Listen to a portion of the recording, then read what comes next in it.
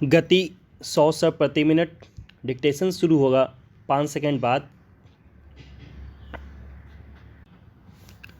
Ready, start. Uttar Pradesh के सहारनपुर में 200 से ज़्यादा अंडर 17 वीमेन कबड्डी प्लेयर्स को जिस तरह से जेंट्स टॉयलेट में रखा खाना परोसा गया, वह देश में खेल और खिलाड़ियों को लेकर सरकारी तंत्र के शर्मनाक रवैये को उजागर करता है। हालांकि वीडियो वायरल होने और इसकी खबरें मीडिया में आने के बाद कार्रवाई में देर नहीं की गई। तत्काल स्पोर्ट्स ऑफिसर को निलंबित करने और संबंधित ठेकेदार को ब्लैकलिस्ट करने के साथ ही पूरे मामले की विस्तृत जांच के भी आदेश जारी कर दिए गए। लेकिन यह कार्रवाई न तो इस प्रकरण से हुए नुकसान की भरपाई करती है और न ही इस तरह के रवैये का कोई संतोषजनक स्पष्टीकरण पेश कर पाती है। अगर यह घटना इस तरह मीडिया में नहीं आती या इसके वीडियो वायरल ना हुए होते तो महिला कबड्डी प्लेयर्स के साथ ऐसा बर्ताव करने वाले लोगों में से किसी के भी मन में शायद ही कोई अपराध भाव आता या प्रशासन के आला अधिकारियों में से कोई इसे नोटिस में लेता। ऐसी धारणा का कारण यह है कि अपने देश में खिलाड़ियों की उपेक्षा कोई नई बात नहीं है। खेल तंत्र, प्रशासन और सत्ता से जुड़े लोग खुद को इन खिलाड़ियों की किस्मत का शहंशाह मानते हैं। उनकी यह भावना कभी किसी महिला खिलाड़ी के यौन शोषण की खबर के रूप में सामने आती है तो कभी खिलाड़ियों की उपलब्धियों को अनदेखा करने और आयोजनों के दौरान उन्हें अहमियत न दिए जाने के रूप में। इसी रविवार को कोलकाता में डुरंड कप फाइनल के बाद ट्रॉफी देते समय विजेता टीम के कप्तान सुनील छेत्री को जिस तरह से साइड करने की कोशिश की गई, वह खेलों और खिलाड़ियों के प्रति सत्ताधीशों के नज़रिए को बताता है। आश्चर्य की बात यह है कि सत्ता का यह नज़रिया तब है जब खुद प्रधानमंत्री नरेंद्र मोदी खेल और खिलाड़ियों को आगे बढ़ाने की हर मुमकिन कोशिश में जुटे नज़र आते हैं। वह न केवल महत्वपूर्ण मुकाबलों से पहले निजी तौर पर खिलाड़ियों की हौसला अफजाई करते हैं, बल्कि मुकाबले के बाद भी उनसे मिलकर अलग अलग तरीक़ों से सार्वजनिक तौर पर उनका उत्साह बढ़ाते हुए दिखते हैं। इसका एक मकसद व्यापक तौर पर यह संदेश देना भी है कि देश अपनी इन खेल प्रतिभाओं की परवाह करता है, उनका सम्मान करता है। इस बीच कई ऐसी योजनाएं भी लाई गईं जिनसे ग्रास रूट लेवल पर टैलेंट को पहचानने और मांझने में मदद मिले। इन सब का पॉजिटिव असर विभिन्न अंतर्राष्ट्रीय मुकाबलों में भारत के प्रदर्शन पर भी देखा जा रहा है। लेकिन ये सब प्रतीकात्मक उपाय बनकर रह जाएंगे अगर देश में ऊपर से नीचे तक खिलाड़ियों को लेकर खेल तंत्र का रवैया नहीं बदलेगा।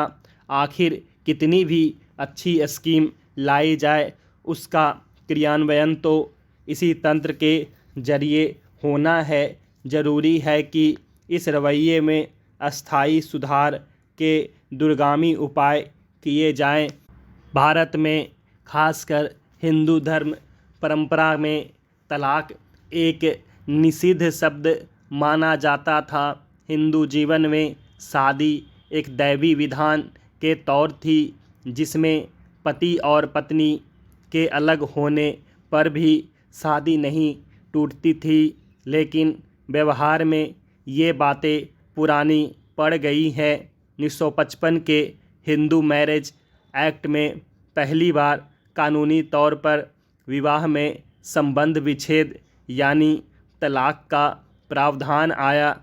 1976 में इसमें संशोधन हुआ और आपसी सहमति से तलाक का प्रावधान जुड़ गया।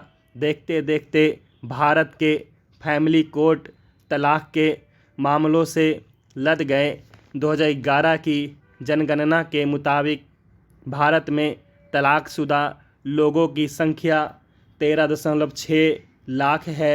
जनगणना के आंकड़ों से ही यह भी जानकारी मिली कि तलाकशुदा लोगों में महिलाएं ज़्यादा हैं। मतलब यह कि जिन विवाहों का अंत तलाक में हुआ, उनमें तलाकशुदा पतियों ने या तो फिर शादी कर ली या ऐसे लोगों के मरने की दर तलाकशुदा महिलाओं से ज़्यादा है। देखा जाए तो ये कारक भारतीय समाज और यहाँ की शादियों में भी मौजूद है। इसके बावजूद यहाँ महिलाओं के तलाक मांगने का अनुपात कम है, तो इसकी एक बड़ी वजह पारंपरिक और धार्मिक कारणों से शादियों को टिकाए रखने का दबाव है, जो महिलाओं पर ज़्यादा होता है। दूसरी बात यह कि पश्चिमी समाज में तलाकशुदा या सिंगल महिला होना किसी तरह की बदनामी या लांछन का कारण नहीं बनता। लेकिन भारत में तलाकशुदा महिलाओं को बहुत कुछ झेलना पड़ता है।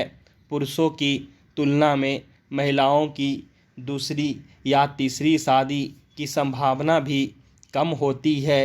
इसके अलावा भारत में अब भी ज़्यादातर शादियां अरेंज्ड हो रही है और स्त्रियों की पसंद नापसंद की ज़्यादा भूमिका शादियों में नहीं होती। ये सोच भी अक्सर हावी रहती है कि लड़कियां परिवारों में ब्याही जाती हैं, इसलिए पति पत्नी के रिश्ते खराब होने पर भी परिवार की भूमिका के कारण शादियां टिकी रह जाती हैं। एक और बात यह कि बच्चे अभी भी मुख्य रूप से माँ की जिम्मेदारी माने जाते हैं और वे इनसे भावनात्मक रूप से भी ज़्यादा जुड़ी रहती हैं। इसलिए तलाक का फैसला महिलाओं के लिए आसान नहीं होता। 2019 में जम्मू कश्मीर के पुनर्गठन और अनुच्छेद 370 के हटने के बाद यहाँ लगातार सकारात्मक बदलाव हो रहे हैं। कश्मीर में लगभग 30 वर्ष बाद खुले सिनेमाघर इसी दिशा में नए कदम हैं। उपराज्यपाल मनोज सिन्हा ने मंगलवार को कश्मीर के पहले मल्टीप्लेक्स का उद्घाटन किया। इससे पहले रविवार को ही दक्षिण कश्मीर में आतंकवाद का गढ़ माने जाने वाले शोपियां और पुलवामा में भी 2 बहुउद्देशीय हॉल शुरू किए गए। स्पेशल शो शुरू मंगलवार को विशेष शो के साथ शुरू हुआ। मल्टीप्लेक्स श्रीनगर में बादामी बाग सैन्य छावनी क्षेत्र में उसी जगह पर बनाया गया है जहां 1965 में ब्रॉडवे सिनेमा शुरू हुआ था। श्रीनगर में कभी 19 सिनेमाघर थे, लेकिन 1990 में शुरू हुई आतंकी हिंसा के चलते ब्रॉडवे समेत सभी सिनेमाघर बंद करने पड़े।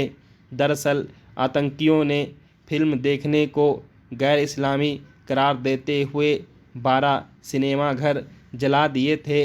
1998 में सरकार ने ब्रॉडवे सहित 3 सिनेमाघर फिर शुरू करवाए, लेकिन ग्रेनेड हमलों के बाद उन्हें फिर से बंद करना पड़ा। तब से घाटी के लोगों को फिल्म देखने के लिए जम्मू आना पड़ता था। स्टॉप।